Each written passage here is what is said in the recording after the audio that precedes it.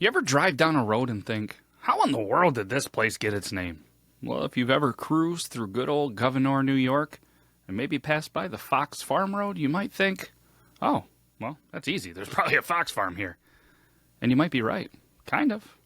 But not in the way you think. See, back in the late 1800s, old Silas McGinty was known for two things: his questionable business ideas and his love for wild animals. He once tried to domesticate porcupines. That didn't end well. And even attempted to teach raccoons how to deliver mail. Spoiler alert! They stole the letters.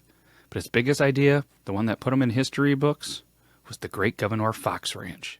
Silas figured he'd make a fortune. Just had to breed some foxes and sell their fur to the fancy folks in New York City. But there was one major problem. He was absolutely terrible at keeping foxes contained. His first mistake? Building the fence out of wood and twine. It turns out foxes, they can chew and dig. Within a week, half of them escaped. His second mistake? Naming each fox, which made it a little harder to sell them when the time came. Sorry, sir, but I can't just part with old Reagan. He's got too much personality, you know? He actually said that to a fur trader once. But his biggest mistake was giving them free rein on his farm.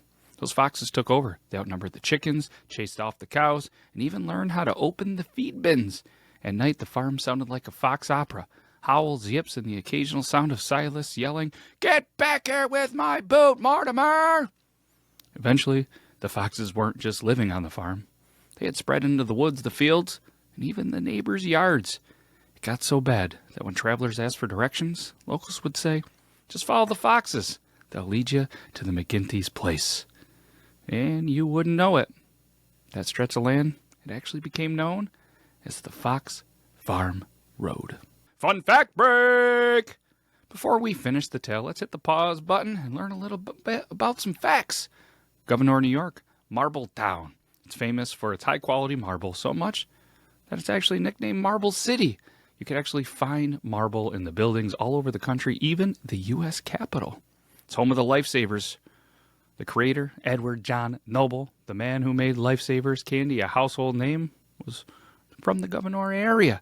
That means if you've ever saved yourself from bad breath or a peppermint, you got it from Gouverneur, and you can thank them. There's a big rock. Yeah, there's a giant rock in the village that weighs about 110 tons. Nobody knows exactly how it got there, but it's a great spot for kids to climb on and, for grown-ups to ponder its mysterious existence. Now let's get back to the story. After a few years, Silas McGinty gave up on his fox farm and moved away. Something about starting a traveling beaver circus. But the foxes, they never left. To this day, locals say you can still spot their descendants darting through the fields and trotting along the roadside, as if they know the road was named after their great-great-great-great-great-great-grandparents. So the next time you drive down Fox Farm Road, just remember, it wasn't just a farm with foxes. It was a farm run by foxes. And that, my friends, is how Gouverneur got one of its most foxy street names. If you're driving down the Fox Farm Road, send us a picture of the road, the sign, or the next time you see a fox on the Fox Farm Road. Was the story true? You'll never know. Or maybe you do know. You can let us know the real story. And maybe we'll put a little twist like we do on it. But either way, hopefully you enjoyed this. We'll be back next week with another name, another road, and another street sign story time. Take care, everybody.